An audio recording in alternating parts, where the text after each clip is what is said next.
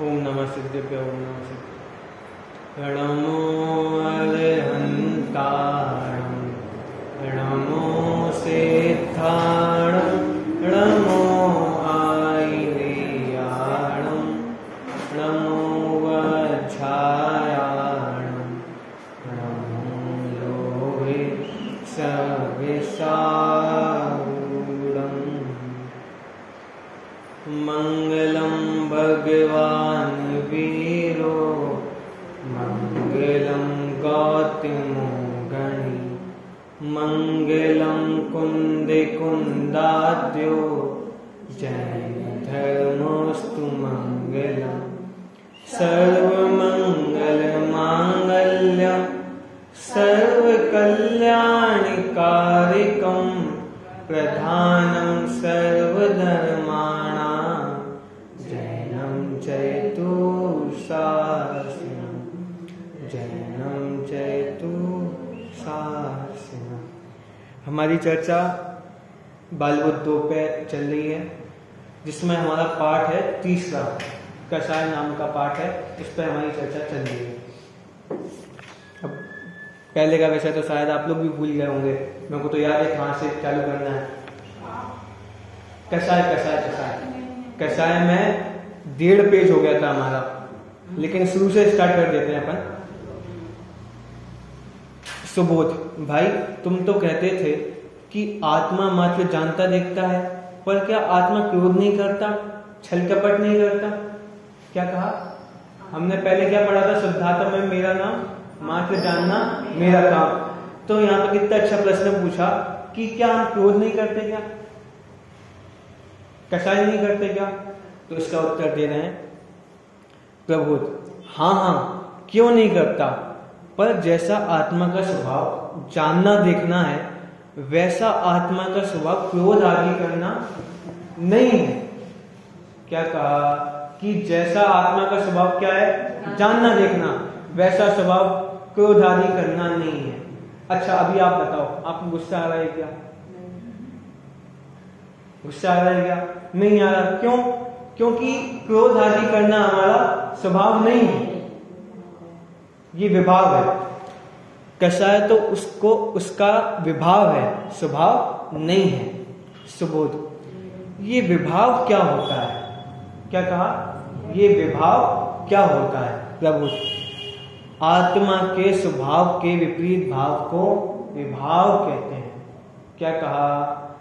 आत्मा के स्वभाव के विपरीत भाव को, कि जो मेरा भाव नहीं है, जो मेरे विपरीत भाव है, वो क्या है? विभाव है। कि विभाव हमेशा नहीं रहता, लेकिन स्वभाव हमेशा रहता है। कि जानना देखना है तो वो हमेशा रहने वाला है, लेकिन ये कषाय है, वो हमेशा रहने वाली नहीं है। क्यों? सिद्ध भगवान को कषाय है क्या? अरविंद भगवान को कषाय है क्या? नहीं है। लेकिन जो सामान्य जीव है उनको कषाय है। लेकिन इससे बात क्या समझ में आ रही है कि ये जो क्रोधादि है वो स्वभाव नहीं है, विभाव है। क्योंकि विभाव हमेशा नहीं रहता और स्वभाव हमेशा रहता है। जो जानना देखना है वो हमेशा रहता है। कि सिद्ध भगवान भी क्या कर रहे हैं? जान देख रहे हैं। अरविंद भगवान क्या कर रहे हैं? जान देख रहे हैं। हम लोग क्या कर रहे हैं? भी जान देख रहे हैं। तो मतलब ये क्या है? हमारा स्वभाव है। मिथ्यात्व, राग, द्वेष, आनंद स्वभाव से विपरीत हैं, इसलिए वे विभाव है। क्या कहा कि ये मिथ्यात्व, राग, द्वेष क्या है? हमारे आनंद स्वभाव से विपरीत है। कि हमारे सुख स्वभाव से क्या है? विपरीत है, इसलिए वे सब क्या है? विभाव है। सुबोध, राग द्वेष क्या चीज है? क्या कहा? राग द्वेष क्या चीज है? प्रबोध, जब हम किसी को भला जानकर चाहने लगते हैं तो वह राग कहलाता है। क्या कहा? कि हम किसी चीज को भला जानकर चाहने लगते हैं तो क्या कहलाता है? राग कहलाता है। और जब किसी को बुरा जानकर दूर करना चाहते हैं तो क्या कहलाता है? द्वेष कहलाता है। ओ ये गाड़ी ये अच्छी है, मतलब जो भली लगेगी उससे राग होगा, तो उसको अपनी तरफ खींचेंगे कि हमारे पास है, हमारे पास है, ये मकान अच्छा है, हमारे पास है, हमें मिले। तो मतलब जो चीज अच्छी लगेगी उसमें क्या होगा, राग होगा। नहीं, ये चीज बेकार है। दुकान के लिए आग बेकार है, दुकान में आग लग जाएगी तो क्या होगा, उससे द्वेष होगा। तो मतलब राग द्वेष कब होंगे, जब कोई पदार्थ जब अच्छे बुरे लगेंगे। क्या कहा, जब कोई पदार्थ अच्छे बुरे लगेंगे तब क्या होगा, राग और द्वेष होगा। चलिए, सुबोध और कसाय। दिन रात तो कसाय करते हो और ये भी नहीं जानते कि क्या वह क्या वस्तु है, कि दिन रात क्या करते रहते हैं, कसाय करते रहते हैं। और कसाय कोई नहीं जानते कि कसाय क्या वस्तु है। कसाय राग द्वेष का ही दूसरा नाम है। क्या है, कसाय राग द्वेष का दूसरा नाम है। जो आत्मा को कसे अर्थात दुख दे उसे कसाय कहते हैं। क्या, जो आत्मा को कसे अर्थात दुख दे उसे कसाय कहते हैं। तो आत्मा को दुखी करने वाले क्या है, ये कसाय आत्मा को दुखी करने वाली है। तो इसके सिवाय विश्व में हमें कोई भी दुखी करने वाले नहीं है। लेकिन हम कसाय को तो दुख कर नहीं मानते, लेकिन और चीजों को दुख कर मानते हैं कि ये बहुत दुखी करती है, ये जीवन में नहीं होती तो हम सुख शांति से रह लेते। क्या कहा, ये बच्चे उधम करते रहते हैं, ये बहुत दुखी करते हैं। लेकिन दुखी कौन कर रहा है, हमारी कसाय। लेकिन दुख के मूल कारण को तो नहीं जानते। अब फिर आरोप किस पे ठोकते हैं, दूसरी वस्तुओं पे। क्या कहा कि दुख का मूल कारण क्या है, कसाय है, और आरोप किस पे डालते हैं, पर वस्तु पे। तो ये क्या है, ये मिथ्यात्व है। दुखी करने वाली क्या है, कसाय, और ये दुखी करती है ये चीज। अब 24 घंटे देखना आप, ये चलता रहता है दिमाग में, ये अच्छा करता है, ये बुरा करता है, इससे सुखी हो जाऊंगा, इससे दुखी हो जाऊंगा। 24 घंटे दिमाग में ये चलता रहता है, और इससे राग द्वेष, इससे हम दुखी होते हैं 24 घंटे। कि नींद पूरी नहीं होगी तो दुखी होऊंगा, नींद पूरी हो जाएगी तो सुखी हो जाऊंगा, अच्छे से खाने नहीं मिलेगा तो दुखी होऊंगा, अच्छे से खाने मिल जाएगा तो सुखी हो जाऊंगा। दिन भर 24 घंटे सिर्फ यही चलता रहता है, सुख दुख सुख दुख सुख दुख। लेकिन सुख दुख का मूल कारण तो पता ही नहीं कि सुख दुख का मूल कारण है क्या।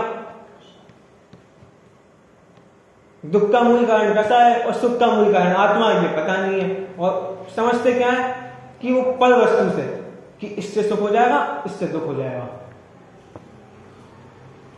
क्या कहा, इससे सुख हो जाएगा, इससे दुख हो जाएगा। अब ये दिन भर 24 घंटे चलता रहता है। अभी बीमार है तो पंखा बंद कर दो, बीमारी नहीं है पंखा चालू कर दो। बात समझ में आ रही? तो मतलब 24 घंटे ये सब चलता रहता है। जो आत्मा को कसे अर्थात दुख दे उसे कसाय कहते हैं। एक तरह से आत्मा में उत्पन्न होने वाला विकार राग द्वेष ही कसाय है। क्या कहा, आत्मा में उत्पन्न होने वाला विकार राग द्वेष ही क्या है, कसाय है। कसाय से भेद विज्ञान हम बाद में करेंगे जब पूरा चैप्टर हो जाएगा। अथवा जिससे संसार की प्राप्ति हो वही कसाय है। क्या कहा, जिससे संसार की प्राप्ति हो वह क्या है, कसाय है। आपको चाहे राग हो चाहे द्वेष हो, उससे संसार की प्राप्ति होती ही है, मोक्ष की प्राप्ति नहीं होती। क्यों, किसी को भला जानेंगे उसके प्रति राग आएगा कि इस जीव के प्रति ये दुखी ना हो, ये बहुत दुखी है, ऐसा राग आएगा। तो संसार में भ्रमेंगे कि नहीं भ्रमेंगे। इसका उदाहरण क्या है वर्तमान युग में, 5 पांडव। क्या कहा, 5 पांडव है कि युधिष्ठिर, भीम और अर्जुन, ये तो मोक्ष में चले गए। जब वो कड़े पहनाए थे लोहे के, आग जला दिए थे उसमें। लेकिन नकुल सहदेव को विचार आया कि ये दुखी ना हो, ये कैसे सह रहे होंगे उपसर्ग, क्या कहा, कैसे सह रहे होंगे उपसर्ग, ये राग आया, तो ये क्या है। अब ये जो कसाय उत्पन्न हुई तो ये क्या हो गया, संसार का कारण होगी। अब कितने सागरों के लिए कहां चले गए, सर्वा सिद्धि चले गए, 33 सागर के लिए। अब 33 सागर के लिए चाहिए कहां, तो वो पूर्ण सुख की प्राप्ति होने वाली थी, अनंत सुख की प्राप्ति होने वाली थी। अब लेकिन सिर्फ चौथा गुण स्थान है बस। क्या कहा, सिर्फ चौथा गुण स्थान है। कहां पे, वो नकुल सहदेव को सर्वार्थ सिद्धि में। किस कारण से, इतना सा लाभ, धर्मानुराग।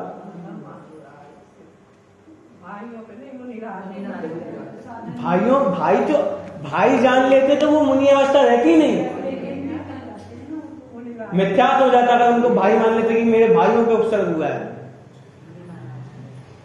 क्या कहा, अगर वो नकुल सहदेव उनको भाई मान लेते कि जो ये 3 और है, तो मिथ्यात्व हो जाता, तो चौथा गुण स्थान भी नहीं रहता, वो सर्वा सिद्धि भी नहीं मिलती। लेकिन क्या विकल्प आया कि मुनिराजन पे उपसर्ग हो रहा है, कि वो डिगे ना, उनका विकल्प ना डिगे, स्वरूप से ना जाए, ऐसा विकल्प आ गया। इतना सा विकल्प आया कि स्वरूप से ना जाए, बस 3 तो चले गए मोक्ष और 2 चले गए सर्वार्थ सिद्धि। किस कारण से, इतनी सी कसाय के कारण से। अब हम तो, पूरी दुनिया क्या कहती है, क्या कहती है, दया करो, सब पे दया करो। लेकिन हमारा धर्म क्या कह रहा है कि राग मत करो, राग आग भय सदा। कर तो कुछ ही नहीं सकते। अब वो वास्तव में तो उनकी भी वैसी योग्यता थी। क्या कहा, उनकी भी नकुल सहदेव की वैसी योग्यता थी, कर तो वे भी कुछ नहीं सकते थे। वो तो कह दिया कि राग ने उनने को ऐसा किया, लेकिन वो राग आना था, उनने क्या किया। अब एक बात बताओ, सबको मोक्ष चाहिए, सबको मोक्ष चाहिए कि नहीं चाहिए, और सबको राग नहीं चाहिए कि राग ना हो, तो वे तो 7वें 6वें 7वें गुणस्थान होती मुनिराज है। तो जब वे रागों को नहीं रोक पा रहे, तो मतलब इसका मतलब क्या है कि वे राग के कर्ता नहीं है, क्योंकि वो राग होता है, राग के कर्ता हम है नहीं, कसायों का कर्ता हम है नहीं। क्यों, क्योंकि वो रोक लेते ना, अगर राग आना था तो। राग, उनको पता था कि राग आने वाला है, कि राग मेरा अहितकारी है, राग से मोक्ष नहीं मिलेगा, तो वो रोक लेते। क्यों नहीं रोक पाए, क्योंकि वो राग के कर्ता नहीं है, इसलिए राग को नहीं रोक पाए। अब एक बात बताओ, आदिनाथ भगवान को कब तक केवल ज्ञान नहीं हुआ, 1000 वर्ष तक। कितने वर्ष तक, 1000 वर्ष तक। अब वो क्या ये नहीं जानते होंगे कि ये हमारी संयोजन शेष है, ये नहीं जानते होंगे क्या, लेकिन वो संयोजन रही क्यों, क्योंकि वैसी उसकी योग्यता थी, उसकी काल लब्धि थी, मतलब उसके कर्ता नहीं है। अगर राग को रोकने के कर्ता हम होते तो कभी भी रोक लेते। वो तो तीर्थंकर है, क्षायिक समय दृष्टि है, तद्भव मोक्षगामी है, पहले तीर्थंकर है, रोक लेते राग। लेकिन क्या, रोक नहीं पा रहे, 1000 वर्ष तक वो राग को नहीं रोक पा रहे, उस संयोजन का नाश नहीं कर पा रहे। तो मतलब इसका मतलब है क्या कि कसायों के कर्ता हम है नहीं, कि हम सोच ले कि हम कसायों का नाश कर लें, कि कसाय उत्पन्न ना हो, तो इसके कर्ता हम है नहीं। क्या कहा, ये कसायों के कर्ता हम है नहीं, हम कसायों को रोक नहीं सकते। वो कसाय होते हुए होती रहती हैं, लेकिन उस समय बस ये निर्णय करना है कि कसाय मुझ में नहीं होती, इन कसायों का कर्ता मैं नहीं हूं। क्या कहा, ये कसायों का कर्ता मैं नहीं हूं। तो जब ये देख लिया कि मैं कसायों का कर्ता नहीं हूं, तो जो सामने किसी को क्रोध आ रहा है, ये बच्चे गुस्सा कर रहे हैं, तो मतलब क्या कि इनको भी गुस्सा नहीं आ रहा। क्या कहा? इनको भी गुस्सा नहीं आ रहा, ये भी गुस्से के कर्ता नहीं है। क्यों? क्योंकि कोई भी जीव कसायों का कर्ता नहीं है, ये जान लिया ना हमने। तो अब आपको गुस्सा आएगा क्या? अब ये कितने ही चिल्लाते रहेंगे, रोते रहेंगे, अब आपको गुस्सा आएगा क्या? नहीं आएगा। क्यों? क्योंकि ये कसाय के कर्ता नहीं है। मतलब कसायों का नाश करने का उपाय कसायों को देखना नहीं है, उस समय यह निर्णय करना है कि कसायों का कर्ता हम नहीं है, हम तो अकसाई हैं, हम तो आत्मा है, ये देखना है, तब वो कसाय उत्पन्न नहीं होंगी। और हम सोचते हैं कि कसाय हो रही है, कसाय दूर हो जाए, कसाय दूर हो जाए, तो और कसाय होती है। हमें गुस्सा आ जाता है, गुस्सा ना है, गुस्सा ना है, गुस्सा ना है, तो फिर और गुस्सा आता रहता है और कसाय बढ़ती जाती है। तो वो गुस्से से निकलना है तो आत्मा को देखना है, ये देखना है कि गुस्से के कर्ता हम है नहीं, वो कसाय के कर्ता हम है नहीं, ये देखना है। कसाय के कर्ता होते तो त्रिकाल कसाय होती रहती, हमेशा कसाय होती रहती, सिद्ध भगवान ही कसाय करते रहते, लेकिन नहीं कर रहे। क्यों? क्योंकि कसाय के कर्ता हम है नहीं। इसका बहुत अच्छा एक उदाहरण दिया समय सारणी ग्रंथ में।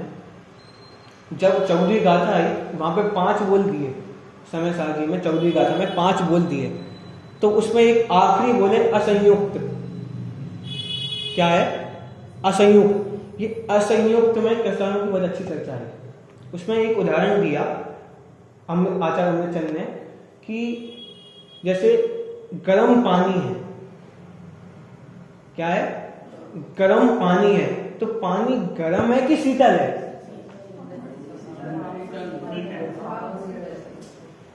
क्या कहा? पानी गर्म है कि शीतल है?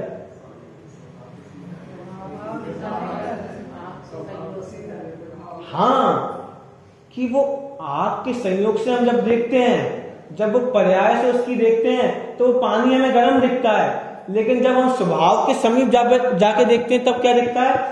कि पानी शीतल है। क्या है? पानी शीतल है। अच्छा, आप एक बात बताओ, आपने पानी चढ़ाया गर्म करने, आपको कुनकुना पानी करना था, अब आप भूल गए और पानी बहुत तेज गर्म हो गया, तो आप दुखी होती हो क्या? क्यों? क्योंकि 5-10 मिनट ठंडा हो जाएगा। क्या कहा? 5-10 मिनट के बाद वो पानी क्या हो जाएगा? ठंडा हो जाएगा। तो दुखी होते हैं क्या? नहीं होते। क्यों नहीं होते? क्योंकि हमें पानी का स्वभाव पता है। क्या कहा? पानी का स्वभाव पता है। ऐसे जब हम अपने स्वभाव को देखेंगे तो क्या होगा? सुख होगा कि भले ये पर्याय में कसाय हो, लेकिन जब हमने स्वभाव देखा कि हमें तो कसाय है ही नहीं, तब क्या होगा? तब कसाय नहीं होंगी। क्या कहा? तब ये कसाय नहीं होंगी कि कसाय में करता हम है नहीं, कि भले वो पानी गर्म है, वो पर्याय में दिख रहा है, लेकिन पानी का स्वभाव क्या है? शीतल है। ऐसी भले ही अभी पर्याय में कसाय हो रही है, लेकिन हमारा स्वभाव क्या है? जानना देखना हमारा स्वभाव है, कि कसाय करना हमारा स्वभाव है नहीं। क्या कहा? कसाय करना हमारा स्वभाव है नहीं। आज सुबह भी एक बात बोली थी कि पता है आपको कि कसाय जब धर्म होता है, जब धर्म की प्राप्ति होती है, तो ये कसाय बढ़ती हैं। क्या कहा? कि जब धर्म होता है तो ये कसाय बढ़ती हैं, कम नहीं होती। क्या कहा? ये कसाय बढ़ती हैं। अच्छा, एक बात बताओ, कोई ज्ञानी जीव है, उसका पुण्य बढ़ेगा कि घटेगा? कोई ज्ञानी है, उनका पुण्य बढ़ेगा कि नहीं बढ़ेगा? बढ़ेगा। तो ये पुण्य क्या है? तो मतलब क्या कि ये कसाय घटती नहीं है, बढ़ती हैं। ये मतलब ये पुण्य बढ़ता हुआ नाश को प्राप्त होता है, और ये जो पाप होते हैं घटते हुए नाश को प्राप्त होते हैं, और धर्म बढ़ते हुए पूर्णता को प्राप्त होता है। तो ये कसाय भी बढ़ती हैं। अब हम सोचें कि हमें कसाय ना हो, तो ऐसा कैसे संभव है कि 10 गुण स्थान तक कसाय होती है? बिल्कुल शुभ अशुभ का आएगा, लेकिन कसाय हो रही है कि नहीं हो रही?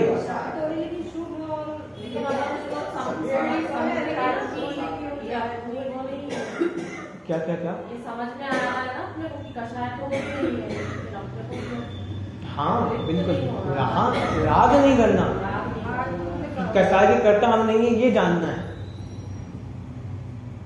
मतलब शुभ कसाय तो होंगी लेकिन अशुभ कसाय नहीं होंगी, शुभ कसाय तो बढ़ेंगी लेकिन अशुभ कसाय नहीं बढ़ेंगी, लेकिन कसाय तो बढ़ेंगी। ये पुण्य क्या है? मुनिराजों का पुण्य ज्यादा होता है, मतलब क्या कसाय बढ़ती हैं? शुभ कसाय पुण्य भाव क्या है? शुभ कसाय है, तो ये शुभ कसाय बढ़ती हैं, लेकिन संसार के कारण है।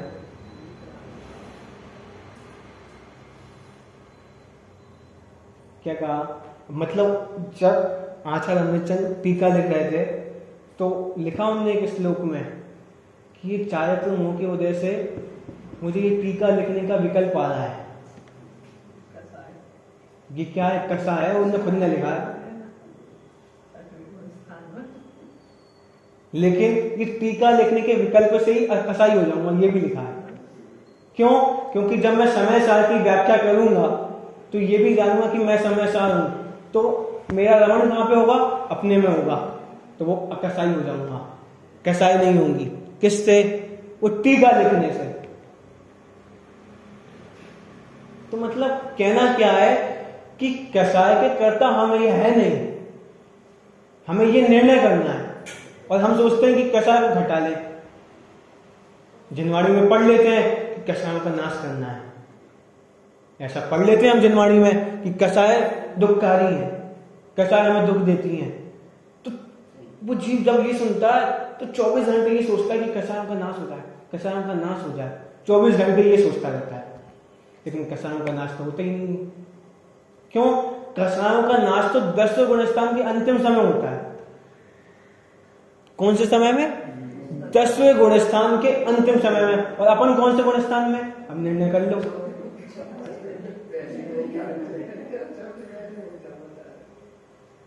और हम पहले गुण स्थान में इन कसायों का नाश करना चाहते हैं कि ये कसायों का नाश हो जाए, हमें गुस्सा ना आए, हम पहले में करना चाहते हैं।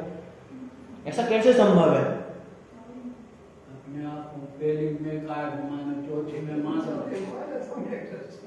अरे अपने को ना पहले में मानना है ना चौथे में मानना है, अपने को जीव मानना है। क्या कहा? अपने को गुणस्थान वाला नहीं मानना।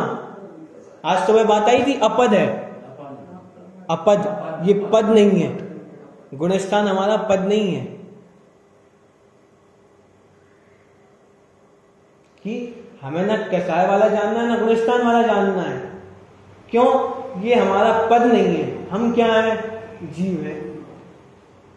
क्यों? भले आप अभी सम्यक दृष्टि नहीं हो, लेकिन क्या हो? पहले सिद्ध भगवान नहीं थे तो क्या थे? जीव थे। तो मतलब वो जीव पना तो हमेशा है कि नहीं? तो ये हमारा परम पद है, लेकिन अब इसको नहीं जानते कि सिद्ध अवस्था मिल जाए, केवल ज्ञान मिल जाए, सम्यक दर्शन मिल जाए, अब उसकी चाह है। ये चाह बनी रहती है कि सम्यक दर्शन हो जाए, हमें न भव सफल हो जाएगा हमारा, ये चाह बनी रहती है हमें। लेकिन कैसे हो जाएगा? वो सम्यक दर्शन होता कैसे है? कि मैं जीव हूं, मैं आत्मा, इसका नाम सम्यक दर्शन है। तुम तो ये जानते ही नहीं, तुम्हें तो सम्यक दर्शन के पीछे भागना है, और सम्यक दर्शन पीछे भागने वालों के पास नहीं जाता। जो ये जानता है कि मैं जीव हूं, उसके पास सम्यक दर्शन आता है। जो जीव उसके पास भागता है तो उसके पास नहीं जाता सम्यक दर्शन, बहुत आगे भागेगा।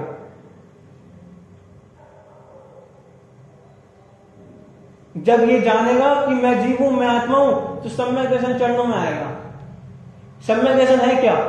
कि मैं आत्मा हूं, इस श्रद्धा का नाम सम्यक दर्शन है। अब एक इनने निर्णय कर लिया कि मैं आत्मा हूं, तो इनका सम्यक दर्शन हुआ कि नहीं होगा? इतने से बच्चे, इन्हें सम्यक दर्शन हो जाएगा। हम 50 साल से आलू प्याज नहीं खाते, हम 50 साल से छना पानी पी रहे, हमें सम्यक दर्शन नहीं हुआ, इनको हो जाएगा। अरे इनको हो जाएगा, क्या कहा? इनको हो जाएगा। क्यों? क्योंकि इतना ही तो करना है कि मैं जीव हूं, कि कसाय करना मेरा स्वभाव नहीं है, कसाय मैं नहीं करता, इतना ही तो जानना है। इसका नाम तो सम्यक दर्शन है। और किसका नाम सम्यक दर्शन है? आप बता दो। जिनवाणी में सम्यक दर्शन की क्या परिभाषा है?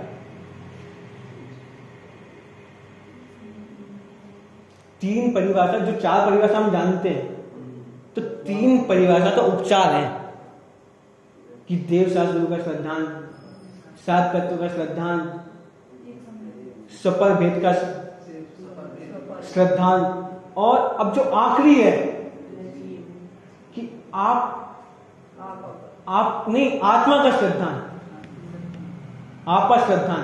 ये क्या है? ये है वास्तविक परिभाषा तो सम्यक दर्शन की, कि मैं हूं, इसका नाम सम्यक दर्शन है। अब कुछ करना नहीं है। अब एक बात बताओ, दूध मीठा करना है तो क्या करना है? क्या करना है? शक्कर डालनी है। तो दूध मीठा होगा कि नहीं होगा? अरे पाप का उदय होगा तो क्यों?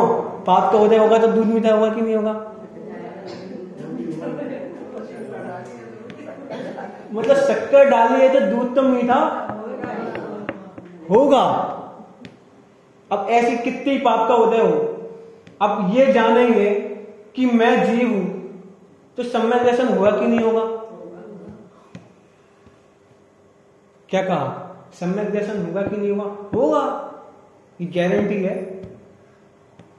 मतलब कुछ करना नहीं है। हम सोच, सम्यक दर्शन के नाम पे इतनी कल्पना है कि बहुत बड़ी चीज है, बहुत बड़ी चीज है। अरे इन्हें सम्यक दर्शन हो जाएगा, ये सम्यक दृष्टि। अरे कोई आश्चर्यकारी चीज सुना है सम्यक दर्शन? आश्चर्यकारी चीज तो यह है कि तुमने अपने को अभी तक जीव नहीं देखा, यह है आश्चर्य। तो क्या कहा? आश्चर्य क्या है? कि हमने अभी तक अपने को जीव नहीं देखा, यह आश्चर्य है। इसमें कोई आश्चर्य नहीं कि वो सम्यक दर्शन जीव ले गया, इसमें कोई आश्चर्य नहीं कि कोई भगवान बन गया। आश्चर्य तो यह है कि अभी तक तुम भगवान नहीं बन पाए, यह आश्चर्य है।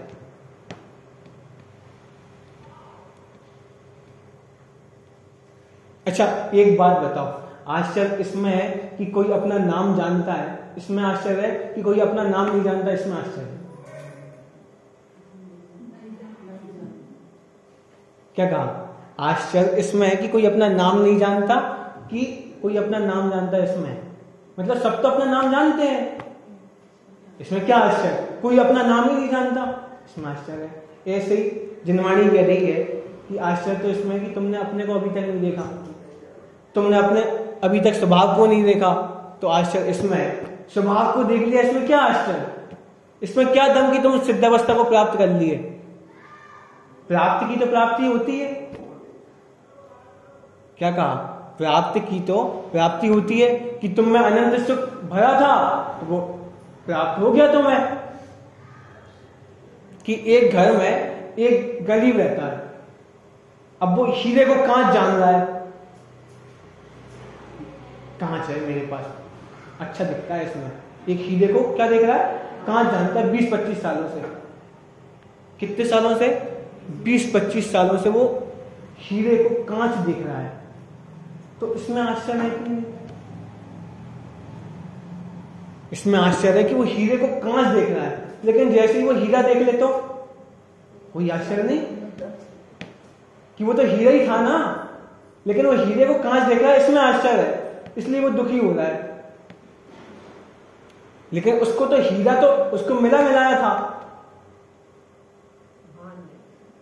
भान नहीं था। कोई कहेगा कि इनको हीरे की प्राप्ति हो गई, हीरे की प्राप्ति हो गई। क्या हीरे की प्राप्ति हुई? हीरा तो पहले से ही था उसके पास, हीरा तो उसके पास ही था, कि बस ये जान लिया उसने कि ये तो हीरा है, कांच नहीं है, ये तो हीरा है, कांच नहीं है, बस भ्रम दूर हो गया। तो ऐसे ही अनादिकाल से हम ये जानते थे कि ये शरीर मेरा है, और अब ये जान लिया कि ये मेरा नहीं है, मैं आत्मा हूं, मैं भगवान हूं, तो बस वो भगवान अवस्था की प्राप्ति हो गई, सिद्ध अवस्था की प्राप्ति हो गई। इसमें आश्चर्य क्या है कि शेर को सम्यक दर्शन की प्राप्ति हो गई, हमें नहीं हो पा रही। शेर को सम्यक दर्शन की प्राप्ति हो गई, अरे क्यों नहीं होगी? उसने अपने को जीव देख लिया तो शेर को सम्यक दर्शन की प्राप्ति हो गई। तुम अभी भी शेर को शेर देख रहे हो, इसलिए तुम्हें प्राप्ति नहीं हो पा रही। तुम अभी भी जीव को जीव नहीं देख पा रहे, इसलिए सम्यक दर्शन की प्राप्ति नहीं हो पा रही। कि तो बहुत कसाय करते रहते हैं, गुस्सा करते रहते हैं, तो क्या क्यों नहीं हो पा रही सम्यक दर्शन की प्राप्ति? कि तुम भी अभी भी जीव को कसाई देख रहे हो। कि क्या देख रहे हैं? वो कसाई देख रहे हैं, ये बहुत गुस्सा करते हैं, इनको बहुत मान है अपने पे, इनके पास पैसा है तो क्या हुआ, बहुत मान है इनको। अरे जीव देखो ना उसको,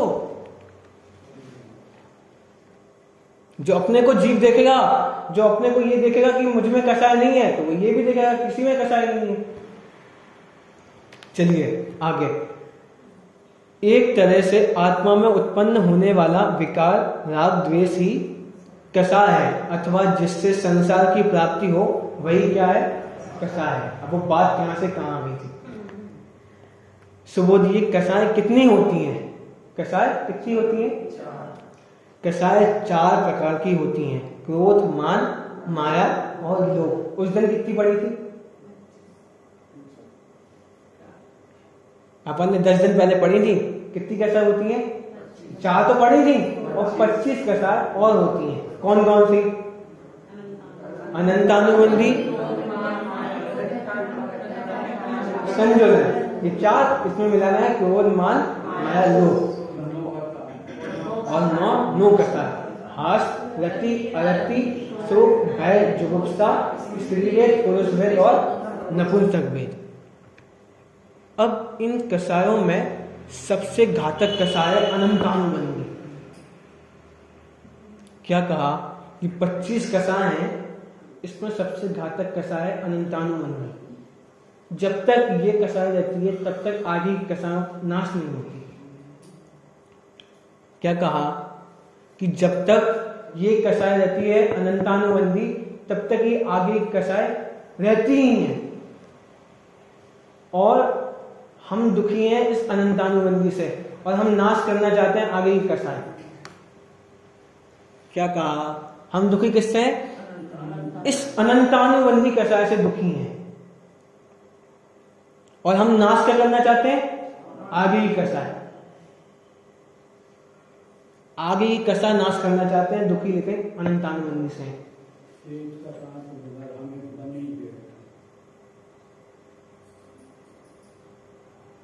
मुनिराजों को भी संयोजन कसाय रहती है। क्या कहा? मुनिराजों को भी संयोजन कसाय रहती है, ज्ञानियों को भी कसाय रहती है, लेकिन अनंतानुबंधी नहीं है। ये अनंतानुबंधी अनंत घात करती है। ये अनंतानुबंधी है क्या? कि स्वरूप को नहीं जानना, ये अनंतानुबंधी है।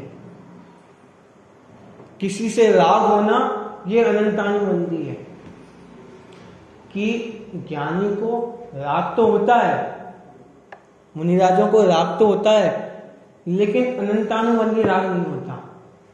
अनंतानुबंधी राग मतलब कि सुख की कल्पना मिट गई है। क्या कहा? सुख की कल्पना मिट गई है, कि मतलब वो मुनिराज ये जानते हैं, वो ज्ञानी ये जानता है कि कोई भी पदार्थ मुझे सुखी करने वाला नहीं है। सुखी करना तो छोड़ो, कोई भी पदार्थ मुझे दुखी करने वाला नहीं है। ये कसाय भी दुखी नहीं करती, ये भी जानते हैं। क्या कहा? कि ये अनंतानुबंधी कसाय, जितनी कसाय ये भी दुखी नहीं करती, ये भी जानते हैं कि ये कसाय दुखी नहीं करती। हम अपने अज्ञान से इस कसाय को बंद करते हैं, तब दुखी होते हैं। क्या कहा? हम अज्ञान से इन कषायों का बंधन करते हैं तो दुखी होते हैं। ये कषाय क्यों दुखी देंगी हमें? क्योंकि तुमने अज्ञान पाल के रखा है। क्या कहा? अज्ञान पाल के रखा है, तो इसलिए कषाय होती हैं। तो वो अनंतानुबंधी इन सबका मूल है, इन आदि कषायों का। अप्रत्याख्यानावरण, प्रत्याख्यानावरण, संजुलन, नो कषाय, इन सबका मूल क्या है? अनंतानुबंधी। अनंतानुबंधी खत्म हो जाए तो संसार चुल्लूभर हो जाए। अरे आधा संसार तो बहुत ही, संसार चुल्लूभर हो जाए कि मतलब एक जी किनारे पे जाए समुद्र के, या वो कभी ना कभी तो जाएगा। इतनी खतरनाक कषाय है ये अनंतानुबंधी, और ये रहती है तब तक संसार रहता है। लेकिन एक बार ये अनंतानुबंधी उपशम को प्राप्त हो गई, एक बार ये अनंतानुबंधी दब गई तो संसार चुल्लूभर हो जाता है। किंचित न्यून अर्ध पुद्गल परावर्तन इतना। लेकिन ये भी काल बहुत बड़ा है, लेकिन अनंत संसार जितना काल नहीं है। क्या कहा? अनंत संसार जितना काल नहीं है, लेकिन ये भी काल बहुत बड़ा है। मतलब एक पुद्गल परावर्तन का आधा पुद्गल परावर्तन, और उसका भी थोड़ा सा ज्यादा, इतना। तो एक पुद्गल परावर्तन भी बहुत बड़ा होता है।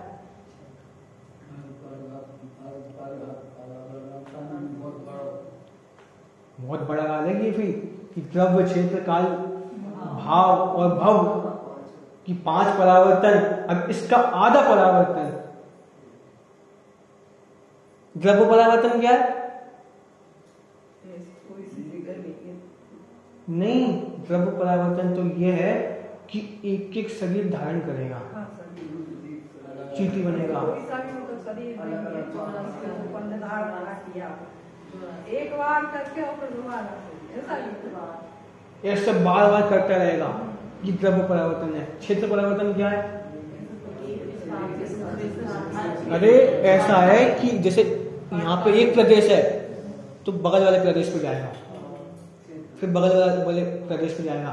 लेकिन ऐसे ऐसे जाते जाए पूरे 3 लोक में, और गलती से थोड़े से कहीं से यहाँ पे ऐसा आ जाए तो फिर से चालू करना पड़ेगा, ऐसे ऐसे ऐसे, फिर गिनती चालू हो जाएगी। ये क्षेत्र परावर्तन है। ऐसे आगे के परावर्तन है। इसका आधा काल ये है अर्ध पुद्गल परावर्तन। अब ये सोचो कि अनंत संसार कितना बड़ा होगा। सम्यक दर्शन होने पे भी आधा संसार। हाँ, यही तो इतना ही। अनंतानुबंधी का एक बार उपशम हो गया, मतलब दर्शन मोहिनी और अनंतानुबंधी का एक बार उपशम हो गया तो संसार इतना काल बच जाता है। मतलब इतने के इतने अंदर तो मोक्ष में चले जाएगा। गारंटी नहीं है कि इतने में घूमेगा, कभी ना कभी। हाँ, कि हो सकता है कि इतने काल तक और भटकना पड़े, लेकिन हाँ पूरे संसार।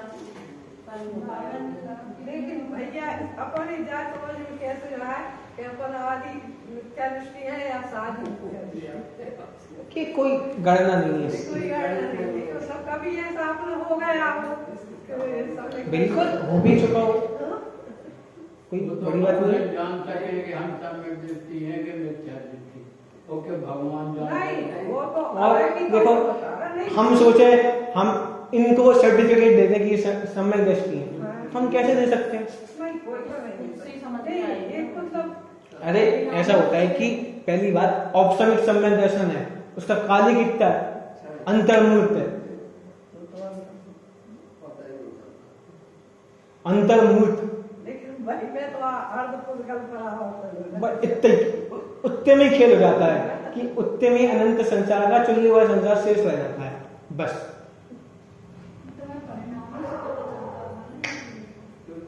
अरे परिणाम अलग चीज है और अभिप्राय अलग चीज है। परिणाम कोई, सही कहा, परिणाम कोई थर्मोमीटर नहीं है कि वो समय दृष्टि है कि नहीं। एक मुनिराज है, 28 मूल गुणों का नैतिका पालन कर रहे हैं, वो ऐसे बैठे हैं और वो 7 नरक का नारकी है, मार काट कर रहा है, दिन भर मचा रहा है मार काट 24 घंटे। लेकिन वो 7 नरक का वो जीव सम्यक दृष्टि है और जो मुनिराज मिथ्या दृष्टि है। कौन कहेगा? कौन कहेगा कि ये मुनिराज कसाई है और वो जीव नरक में जो दिन भर कटाई कर रहा है वो अकसाई है? कौन कहेगा ऐसा? लेकिन हमारा जनागम कह रहा है कि मतलब इससे क्या समझ में आ रहा है कि परिणामों से सम्यक दर्शन का कोई खेल नहीं है। कि आपको भले कितनी भी कसाई हो रही हो तो उससे आपको कोई खेल नहीं है कि आप सम्यक दृष्टि हो कि मिथ्या दृष्टि हो। कोई कितने गुस्सा कर रहा हो तो आप ये प्रूफ नहीं कर सकते कि वो सम्यक दृष्टि की मिथ्या दृष्टि है। क्यों? नरक में कैसी कसाई होती है? वो भी साथ में नरक में कैसी कसाई होती होंगी? सोचो, आप कल्पना करो। हम तो कसाई वैसे कर ही ना पाए। और मुनिराजों की कैसे मंद परिणाम है? वो द्रव्यलिंगी मुनिराज जो 28 मूल गुणों का पालन कर रहे हैं, पूरा लिख भी देते हैं, 11 9 पूर्व पढ़ भी लिया, तो उनकी कैसी कसा मंद हो गई होंगी। लेकिन तब भी वो मुनिराज को सम्यक दर्शन नहीं है और वो नारकी को सम्यक दर्शन है। मतलब क्या कि परिणाम अलग चीज है और अभिप्राय अलग चीज है। मतलब उस सात नरक का नारकी, उसको एक अभिप्राय में एक बात घुसी पड़ी है कि मैं जीव हूं। इस बल का नाम सम्यक दर्शन है, बस और कुछ नहीं है।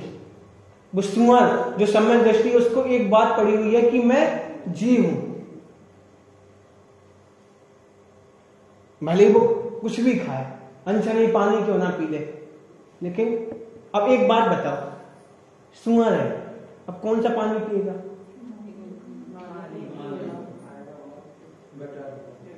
तो गटर का पानी छना है कि अनछना?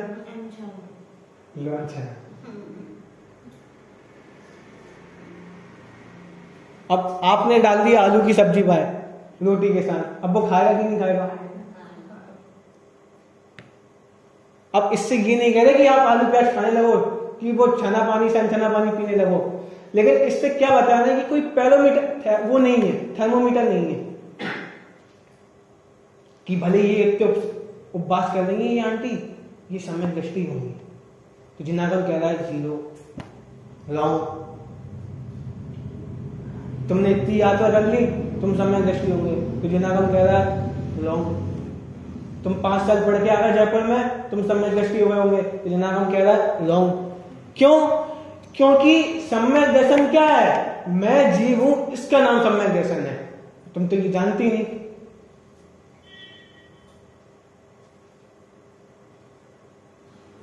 इसका नाम सम्यक दर्शन है और किसी चीज का नाम सम्यक दर्शन है ही नहीं। और अब हम सम्यक दर्शन के उपाय खोजते हैं, इससे हो जाए, इससे हो जाए, कि हम पूजा कर लेंगे तो सम्यक दर्शन हो जाएगा, हम डेली मंदिर जाएंगे तो हमें सम्यक दर्शन हो जाएगा, हम इतने व्रत कर लेंगे तो सम्यक दर्शन हो जाएगा। अब ये उपाय खोजते रहते हैं, कैसे हो जाएगा सम्यक दर्शन? सम्यक दर्शन तो बस इतना है कि मैं आत्मा हूं, बस। अब ये जानने में क्या है? अब ये दुर्लभ है कि सुलभ है? अब हमने वो सम्यक दर्शन को दुर्लभ बना के रखा है कि भैया सम्यक दर्शन तो बहुत कठिन चीज है, इतना पढ़ना पड़ता है, इतने उपास करने पड़ते हैं, ये छोड़ना पड़ता है, वो छोड़ना पड़ता है। अरे कुछ नहीं छोड़ना पड़ता। क्या कहा? सम्यक दर्शन लेने के लिए कुछ छोड़ना नहीं पड़ता। अच्छा एक बात बताओ, जिस समय वो शेर वो उपदेश सुन रहा था, उसने क्या मांस छोड़ा था? क्या हो सकता है कि मांस मुंह में पड़ा हो, वो उपदेश सुन रहा हो, वो मांस का स्वाद आ रहा हो, तब भी वो उपदेश सुन रहा हो।